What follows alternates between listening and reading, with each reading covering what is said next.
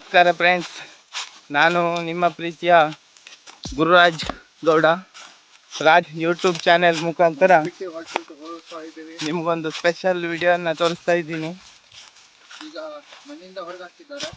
ಈಗ ನೋಡಿ, ಎಲ್ಲ ಸೇರಿ ರಾತ್ರಿ ಸಂಜೆ ಟೈಮ್ಗೆ ಜಂಗಲ್ ರಸ್ತೆಯಲ್ಲಿ ಒಂದು ಹಳ್ಳಕ್ಕೆ ಹೋಗ್ತಾ ಇದ್ದೀವಿ ರಾತ್ರಿ ಕ್ಯಾಂಪಿಂಗ್ಗೆ.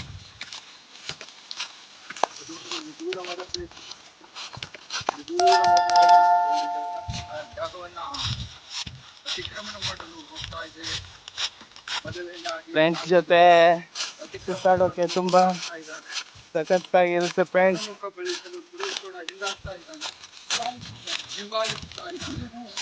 ನೋಡಿ, ಎಲ್ಲರೂ ಈ ರೀತಿ ಜೊತೆಯಾಗಿ ಟ್ರೆಕ್ಕಿಂಗ್ ಮಾಡೋದು ಈ ಥರ ತುಂಬ ಮಜವಾಗಿರುತ್ತೆ. ಯಾರಿಗೂ ರಸ್ತೆ ಗೊತ್ತಿಲ್ಲ ಹೇಗೆ ಹೋಗ್ಬೇಕು ಅಂತ. ಇಲ್ಲೇ ಸ್ವಲ್ಪ ಮುಂದೆ ಹೋದರೆ ಸುಮಾರು 1 ಕಿಲೋಮೀಟರ್ ನಡಿಬೇಕು. ನಂತರ ಅಲ್ಲಿ ಗಂಗಾವಳಿ ನದಿ ಸಿಗ್ತದೆ. ಅಲ್ಲಿ ಹೋಗಿ ಬಲೆ ಹಾಕಿ ಮೀನು ಹಿಡಿದು ನಾಳೆ ದಿನ ಮನೆಗೆ ತೆಗೆದುಕೊಂಡು ಹೋಗೋದು. ಪ್ಲೇಸ್ ನೋಡಿದ್ರೆ ನೋಡಿ, ಫುಲ್ ಜಂಗಲ್.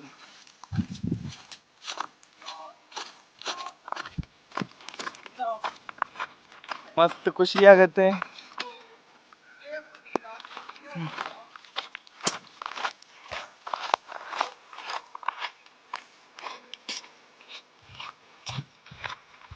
ಸುಮಾರು ನಡಿಬೇಕು. ಹೀಗೆ ಮುಂದಾದ್ರೆ ಗಂಗಾವಳಿ ನದಿ ಸಿಗ್ತದೆ. ಅಲ್ಲಿ ರಾತ್ರಿ ಕ್ಯಾಂಪಿಂಗ್. ಹಾಗಾದ್ರೆ ನೋಡಿ, ಅಲ್ಲಿ ಮತ್ತೆ ಹೋಗ್ತಾ ಇದ್ದಾರೆ ಜನ. ಚಿಕನ್ ಸಾರು, ಮೀನು ಫ್ರೈ ಬೇಕಾದರೆ ಮೀನು ಫ್ರೈ, ಏನು ಬೇಕಾದರೂ ಮಾಡೋದೀಗ. ನೈಟ್ ಫುಲ್ ಅಲ್ಲೇ.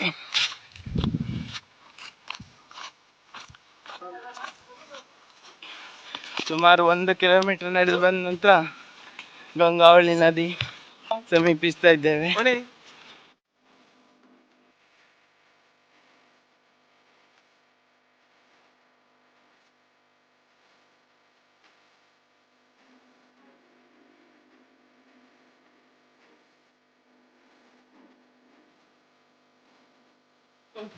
ನೋಡಿ, ಗಂಗಾವಳಿ ನದಿ. ಬೇಸಿಗೆ ಸಮಯ, ಮಳೆಗಾಲದಲ್ಲಿ ಇಲ್ಲೆಲ್ಲ ಸುತ್ತಲೂ ನೀರು ತುಂಬಿಕೊಂಡಿರ್ತದೆ. ಇದೆಲ್ಲ ಫುಲ್ ನೀರಿನಿಂದಲೇ ಆವೃತವಾಗಿರ್ತದೆ. ಈಗ ನೋಡಿ, ಏನು ಕಾಣಿಸ್ತಾ ಇಲ್ಲ. ಮಳೆಗಾಲದಲ್ಲಿ ಫುಲ್ ನೀರೇ ನೀರು ಎಲ್ಲ ಕಡೆ. ರಾತ್ರಿ ಕ್ಯಾಂಪಿನ್ಗೆ ಸೌದೆ ಎಲ್ಲ ಕೂಡಿಸ್ಕೊಂಡು ಹೋಗ್ಬೇಕು. ಇದೆ ಈ ರೀತಿ ನೋಡಿ.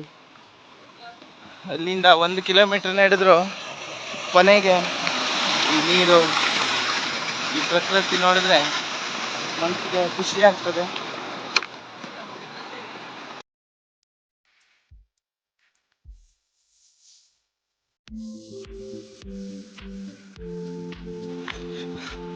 ನೀವು ನೋಡ್ತಾ ಇರೋದು ರಾಜ್ ಯೂಟ್ಯೂಬ್ ಚಾನೆಲ್. ಶೇರ್ ಮಾಡಿ, ಸಬ್ಸ್ಕ್ರೈಬ್ ಮಾಡಿ. ನೋಡಿ, ಪ್ರಕೃತಿ ನಿರ್ಮಿತವಾದ ಊಟದ ಟೇಬಲ್ ನೋಡಿ.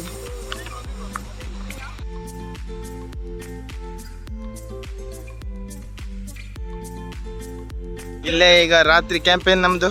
ಇಲ್ಲೇ ನಮ್ದು ಕ್ಯಾಂಪಿಂಗ್. ಇಲ್ಲೇ ನೋಡಿ, ಈಗ ಟೆಂಟ್ ಹಾಕೊಂಡು ಇಲ್ಲೇ ರಾತ್ರಿ ಇರೋದು. ನೋಡಿ, ಮಳೆ ಬಂದ್ರೆ ಕ್ಯಾಂಪೇನ್ ಟೆಂಟ್ ನೋಡಿ. ನಮ್ಮ ಟೆಂಟ್ ರೆಡಿ ಆಯ್ತು.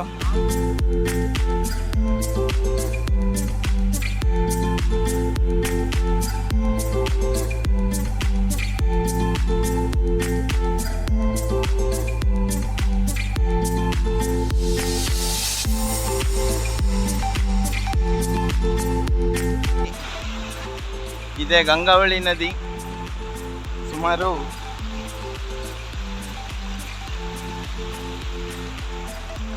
ಇದು ಮಧ್ಯ ಭಾಗ. ಇದು ಈ ರೀತಿ 7 ಕವಲುಗಳಾಗಿ ಇಲ್ಲಿಂದ ಹರಿದು ಮುಂದೆ ಅರಬ್ಬಿ ಸಮುದ್ರವನ್ನು ಸೇರ್ತದೆ. ಸುಮಾರು ಎಷ್ಟೋ ಸಾವಿರ ಕುಟುಂಬಗಳಿಗೆ ಈ ನದಿ ಆಸರೆಯಾಗಿದೆ. ಇಲ್ಲಿ ಮೀನುಗಳಿಗೆ ಬರವೇ ಇಲ್ಲ. ಆದರೆ ಜಲಚರಗಳಿಗೆ ನಾವು ಯಾವುದೇ ರೀತಿಯಲ್ಲೂ ಕೂಡ ಹಾನಿ ಮಾಡಬಾರ್ದು. ಹಾಗಾಗಿ ನಮಗೆ ಊಟಕ್ಕೆ ಎಷ್ಟು ಬೇಕೋ ಅಷ್ಟೇ ಮೀನನ್ನು ಹಿಡಿದುಕೊಂಡು ಬಾಕಿ ಇದ್ದದನ್ನು ಹಾಗೆ ಬಿಡ್ತೇವೆ.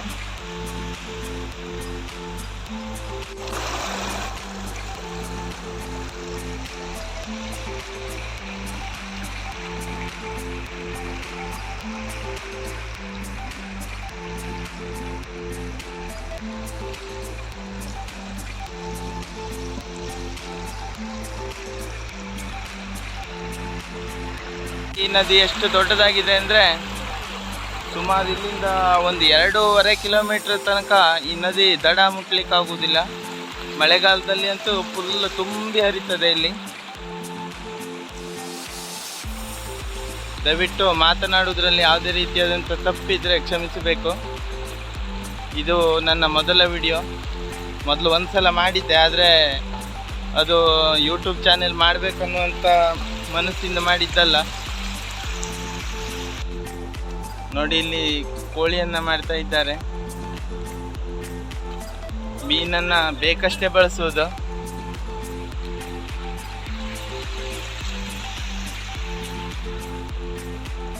ಒಂದೊಂದು ಸಮಯದಲ್ಲಿ ಮೀನು ಸಿಗೋದಿಲ್ಲ, ಅಂಥ ಸಮಯದಲ್ಲಿ ಉಪಯೋಗಕ್ಕೆ ಬರ್ತದೆ ಅಂತ ಕೋಳಿಯನ್ನು ತೆಗೆದುಕೊಂಡು ಬಂದಿದ್ವಿ. ಉತ್ತರ ಕನ್ನಡದ ಹಲವು ಪ್ರಮುಖ ನದಿಗಳಲ್ಲಿ ಈ ಗಂಗಾವಳಿ ನದಿಯು ಒಂದು. ಹಾಗೆ ಇಲ್ಲಿ ಕಾಳಿ, ಶರಾವತಿ, ಅಘನಾಶಿನಿ, ತುಂಬ ನದಿಗಳು ನಮ್ಮ ಉತ್ತರ ಕನ್ನಡದಲ್ಲಿ ಎಷ್ಟೋ ಜೀವರಾಶಿಗಳಿಗೆ ಆಸರೆಯಾಗಿದೆ. ಈ ನದಿಗಳಲ್ಲಿ ಮೊಸಳೆ, ಹಾವು, ಜಲಚರಗಳು, ಮೀನು ಎಲ್ಲವೂ ವಾಸವಾಗಿದೆ. ಹಾಗೆ ಇಲ್ಲಿಂದ ಮುಂದೆ ಮುಂದೆ ಹೋದಂತೆ ಬೃಹತ್ ಆಳವಾದಂಥ ಜಾಗ ಕೂಡ ಇದೆ. ಅಲ್ಲಿಗೆ ನಾವು ಹೋಗುವುದಿಲ್ಲ. ಯಾರು ಕೂಡ ಈಜಲಿಕ್ಕೆ ಬರದೇ ಇದ್ದವರು ಇಂಥ ಸ್ಥಳಗಳಲ್ಲಿ, ಆಳವಾದ ಪ್ರದೇಶಗಳಲ್ಲಿ ಮುಂದೆ ಹೋಗಬಾರ್ದು.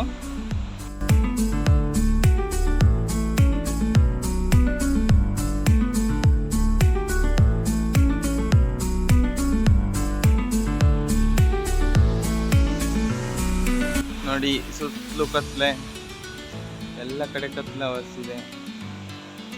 ಒಂದು ಕಡೆ ನಮ್ಮ ಫ್ರೆಂಡ್ಸ್ ಎಲ್ಲ ಅಡುಗೆ ಮಾಡ್ತಿದ್ದಾರೆ. ಈ ಕಡೆ ನಮ್ಮ ಫೈರ್ ಕ್ಯಾಂಪ್ ರೆಡಿಯಾಗಿದೆ ನೋಡಿ. ಈ ಕಡೆ ಫೈರ್ ಕ್ಯಾಂಪ್, ಯಾಕಂದರೆ ಇಲ್ಲಿ ಕಾಡು ಪ್ರದೇಶ, ಕಾಡು ಪ್ರಾಣಿಗಳು ಬರೋ ಚಾನ್ಸಸ್ ಇರ್ತದೆ. ಹಾಗಾಗಿ ಬೆಂಕಿ ಇದ್ದರೆ ಅವು ಸ್ವಲ್ಪ ಹೆದರ್ತವೆ. ಹಾಗೆ ನಾವು ಕೂಡ ಇಲ್ಲಿ ರಾತ್ರಿ ಸಮಯದಲ್ಲಿ ಹನಿ ಬೀಳೋದ್ರಿಂದ ತುಂಬ ಚಳಿ ಇರ್ತದೆ. ಹಾಗಾಗಿ ಈ ಬೆಂಕಿ ಇದ್ದರೆ ಸ್ವಲ್ಪ ಚಲೋ ಆಗ್ತದೆ.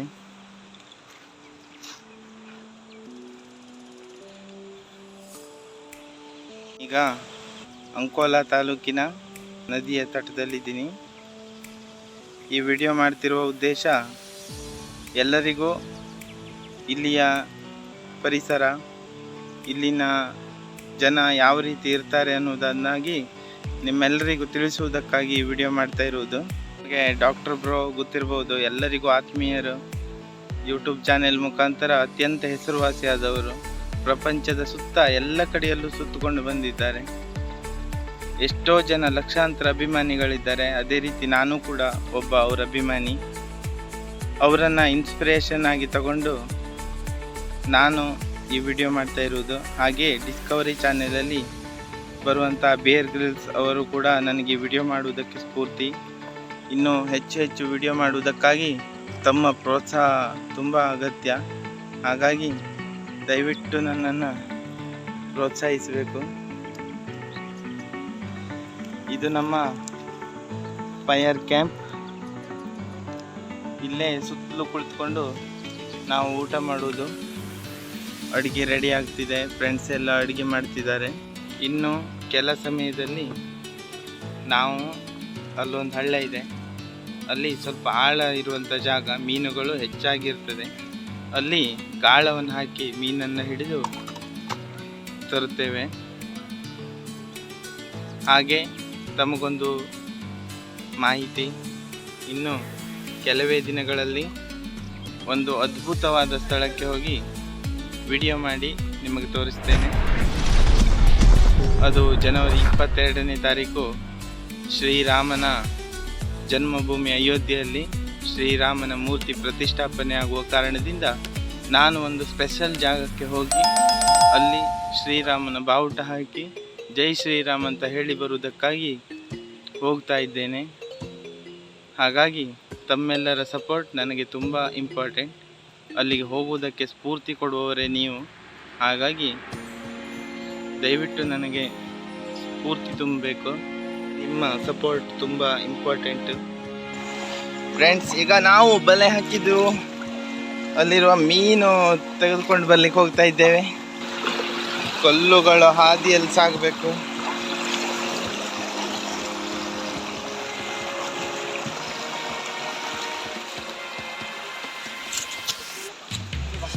ಬಲೆಗೆ ಮೀನಾಗಿದೆಯಾ ಅಂತ ನೋಡೋಣ.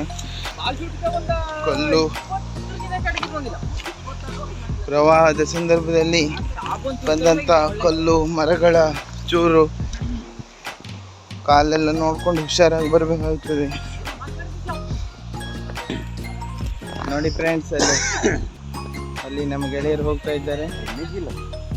ಈ ಕಾಡಲ್ಲಿ ಯಾವ್ಯಾವುದೋ ರೀತಿ ಕೀಟಗಳಿರುತ್ತೆ, ನೊಣಗಳು. ಗೊತ್ತಿಲ್ಲದೆ ಇರೋರು ಯಾವತ್ತೂ ಇಲ್ಲಿ ಬರ್ಲಿಕ್ಕೆ ಹೋಗಬೇಡಿ. ಇಲ್ಲಿ ಬರಬೇಕು ಅಂದರೆ ಯಾರಾದರೂ ಗೊತ್ತಿರೋರ ಸಲಹೆ ತಗೊಂಡು ಬರಬೇಕು. ಇಲ್ಲ ಅಂದರೆ ನೀವು ಕಾಣಿಯಾಗಿ ಹೋಗ್ಬೋದು. ಇದು ಹೇಳಲಿಕ್ಕೆ ಈಸಿ ಅನಿಸಿದ್ರು ನೋಡಲಿಕ್ಕೆ ತುಂಬ ಡೇಂಜರವಾದ ಜಾಗ. ಇಲ್ಲಿ ಬಹಳಷ್ಟು ಅಪಾಯಕಾರಿ ಪ್ರಾಣಿಗಳಿರುತ್ತೆ. ನೋಡಿ, ಇವರು ಬಲೆಯಲ್ಲಿಂದ ಮೀನನ್ನು ಬಿಡಿಸ್ತಾ ಇದ್ದಾರೆ. ಇಲ್ಲಿ ನೋಡಿ ಬಿದ್ದಿರುವಂಥ ಮೀನುಗಳು, ಎಷ್ಟೊಂದು ಮೀನುಗಳು ಸಿಕ್ಕಿವೆ. ಇವುಗಳೆಲ್ಲವನ್ನ ಈಗ ಫ್ರೈ ಮಾಡೋದು. ನೋಡಿ ಎಷ್ಟೊಂದು ಮೀನುಗಳಿವೆ.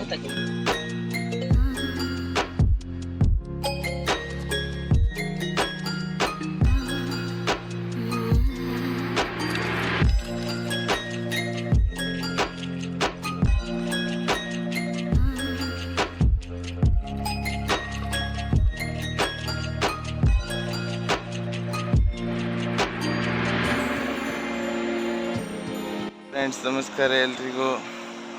Good morning. ನಮ್ಮದು 2ನೇ ದಿನದ ಕ್ಯಾಂಪೇನ್. ಆ ಕಡೆ ಚಹಾ ಮಾಡ್ತಾ ಇದ್ದಾರೆ, ಈ ಕಡೆ ಹೊಳೆ. ಈಗ ಹೊಳೆಯಲ್ಲಿ ಬೆಳಿಗ್ಗೆ ಸಮಯದಲ್ಲಿ ಸ್ನಾನ ಮಾಡೋದು ಎಷ್ಟು ಮಜವಾಗಿರುತ್ತೆ ನೋಡೋಣ. ನೋಡಿ, ಈ ನದಿಯಲ್ಲಿ ಈ ಭಾಗದ ವಿಶೇಷತೆ ಏನಂದರೆ ಇದನ್ನು 7 ಕೋಡಿ ಅಂತ ಕರೀತಾರೆ. ಯಾಕಂದರೆ ಆ ಕಡೆಯಲ್ಲಿ ಮೊದಲು ಬರುವಾಗ ಒಂದು, ಇದು 2ನೇ ಮಾರ್ಗ, ಹಾಗೆ ಇನ್ನು 7 ಮಾರ್ಗದಲ್ಲಿ ನೀರು ಸಾಗ್ತದೆ. ಹಾಗಾಗಿ ಇದನ್ನು ಕೋಡಿ ಅಂತ ಕರೀತಾರೆ, 7 ಕೋಡಿ ಅಂತ ಕರೀತಾರೆ ಈ ಜಾಗವನ್ನು. ಇದು ಮುಂದೆ ಹೋಗಿ ಒಂದು ದೊಡ್ಡದಾದ ಕೂರ್ಮಗುಂಡಿ ಅನ್ನುವಂಥ ಜಾಗವನ್ನು ಸೇರ್ತದೆ. ಕೂರ್ಮಗುಂಡಿ ಅಂತ ಯಾಕೆ ಕರೀತಾರೆ ಅಂದರೆ ಅಲ್ಲಿ ಆಮೆಗಳು ಹೆಚ್ಚಾಗಿ ವಾಸ ಮಾಡ್ತಾ ಇರ್ತವೆ.